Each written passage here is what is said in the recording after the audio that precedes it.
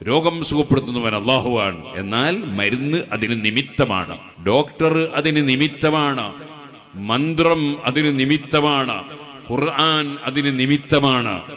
നിമിത്തങ്ങളുമായി ബന്ധപ്പെടൽ അള്ളാഹുവിനെ തള്ളലല്ല, അള്ളാഹുവിൽ പങ്കുചേർക്കലല്ല. നിമിത്തങ്ങളുമായി ബന്ധപ്പെടാൻ അള്ളയും റസൂലും പഠിപ്പിച്ചതാണ്. ചിലരെ ധാരണ നിമിത്തങ്ങളുമായി ബന്ധപ്പെട്ട ശിർക്കാവുന്ന അള്ളാഹുവിൽ പങ്കുചേർക്കലാവുന്നത്. എങ്ങനെ പങ്കുചേർക്കലാകുക? അള്ളാഹു വെച്ച നിമിത്തങ്ങളുമായി ബന്ധപ്പെടും.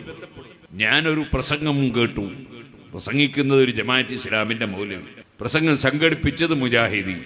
മാത്രവുമല്ല, പുതിയൊരു ചോദ്യം ഈ സദസ്സിനോട് എനിക്ക് അടിവരയിട്ട് ചോദിക്കാനുണ്ട്. നമ്മൾ ശിർക്കിനെതിരല്ലേ? അള്ളാഹു അല്ലാത്ത ഒരുത്തന് കീഴ്പ്പെടുകയോ അവൻ പറയുന്നത് അവനും കൂടി കൂടിയെങ്കിലേ അള്ളാന്റെ പണി മുഴുവനാകുമെന്നോ വിചാരിക്കുന്നത് ശിർക്കല്ലേ?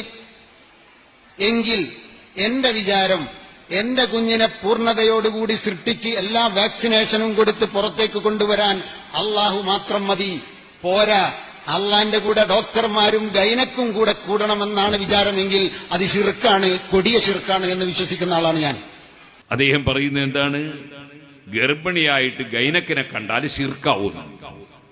കാരണം പടച്ചോന് കയ്യായിട്ടല്ലേ നമ്മൾ ഗൈനക്കിനെ കാണുന്നതെന്ന അയാളെ വാദം. അങ്ങനല്ല, അങ്ങനെ ഒരു മുസ്ലിമും പടച്ചോന് കയ്യാഞ്ഞിട്ട് ഡോക്ടറെ അടുത്ത് പോകാന്നുള്ള പരിപാടിയില്ല.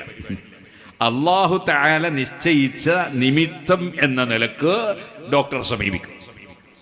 ഏതുപോലെ ഖുർആൻ പറഞ്ഞു, വലഖദ് നസറകുമുല്ലാഹു ബിബദർ, ബദറിൽ വെച്ച് അള്ളാഹു നിങ്ങളെ സഹായിച്ചു. ഖുർആന അവിടെ തന്നെ റബ്ബ് പറയാണ്, ഇത് തഖൂലു ലിൽ മുഅ്മിനീൻ, നബിയെ തങ്ങൾ ഈമാനുള്ളവരോട് പറയുന്നു, അലൻ യക്ഫിയകും അൻ യുമിദ്ദകും, അല്ലാഹു തആല നിങ്ങളെ സഹായിച്ചാൽ നിങ്ങൾക്ക് പോരെ, ബിസലാസത്തി ആലാഫിൻ മിനൽ മലായികത്തി മുൻസലീൻ, 3000 മലക്കുകളെ ഇറക്കി സഹായിച്ചാൽ. ശേഷം പിന്നെ പറയുന്നു, ബി ഖംസത്തി ആലാഫിൻ മിനൽ മലായികത്തി മുസവ്വിമീൻ, 5000 മലക്കുകളെ ഇറക്കി അല്ലാഹു നിങ്ങളെ സഹായിച്ചാ പോരെ. സുബ്ഹാനല്ലാഹ്, മലക്കുകളുടെ സഹായം അല്ലാഹു വെച്ച നിമിത്തമാണ്. ശേഷം റബ്ബ് പറയുന്നു, വമൻ നസ്റു ഇല്ലാ മിൻ ഇൻദില്ലാഹിൽ അസീസിൽ ഹകീം, സഹായം അല്ലാഹുവിൽ നിന്ന് മാത്രമാണ്. അല്ലാഹു മാത്രമാണ് സഹായിക്കുന്നവൻ എന്ന് പറയുന്ന അതേ റബ്ബ് തന്നെ അതേ ആയത്തിൽ തന്നെ അതേ സ്ഥലത്ത് തന്നെ പറയുന്നു 5000 മലക്കുകളുടെ സഹായം. അപ്പൊ അത് അള്ളാഹുവിന്റെ സഹായമാണ്. അള്ളാന്റെ സഹായം അല്ലാഹു മലക്കുകൾ മുഖേന കൊടുക്കുന്നു. അള്ളാഹുവിന്റെ സഹായം പണക്കാര് മുഖേന കൊടുക്കുന്നു, ഡോക്ടർ മുഖേന കൊടുക്കുന്നു, മരുന്ന് മുഖേന കൊടുക്കുന്നു, യന്ത്രം മുഖേന കൊടുക്കുന്നു, തന്ത്രം മുഖേന കൊടുക്കുന്നു. അതേ പലത് മുഖേനയും റബ്ബ് കൊടുക്കുന്നു. കൂട്ടത്തിൽ മലക്കുകൾ മുഖേന കൊടുക്കുന്നത് പോലെ അമ്പിയാക്കൾ മുഖേന കൊടുക്കുന്നു, ഔലിയാക്കൾ മുഖേന കൊടുക്കുന്നു. കൊടുക്കുന്നവൻ അല്ലാഹുവാണ്, സഹായിക്കുന്നവൻ അല്ലാഹുവാണ്.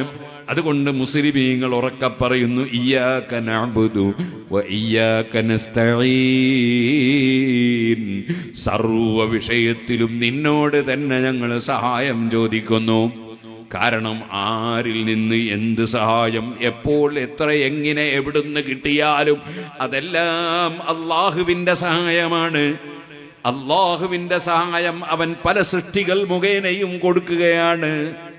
അല്ലാതെ അല്ലാഹുവല്ലാതെ യഥാർത്ഥത്തിൽ സഹായിക്കുന്നവനില്ല. അതുകൊണ്ട് തന്നെ സുഹൃത്തുക്കളെ, അല്ലാഹു സഹായത്തിന്റെ നിമിത്തങ്ങളായി നിശ്ചയിച്ചവരുമായി ബന്ധപ്പെടുന്നത് ശിർക്കല്ല, കുഫ്റല്ല, ഹറാമല്ല, കറാഹത്തല്ല. അതുകൊണ്ട് തന്നെ ഗർഭിണികൾ ഗൈനക്കിനെ കാണാൻ പോയ